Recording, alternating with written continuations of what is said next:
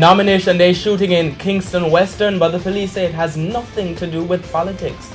Good evening, and thanks for joining us for Primetime News. A special welcome to the viewers on onespotmedia.com. I'm Archibald Gordon. And I'm Doreen Samuels. Also this evening, close to 500 candidates nominated to contest parochial elections. What will losing the November 28 election mean for the leaders of the country's two main political parties? And in the financial week, NCB reports record profit. There is also international stories or Bite of the Week, sports commentary and weather in the Primetime package. But first, feedback question.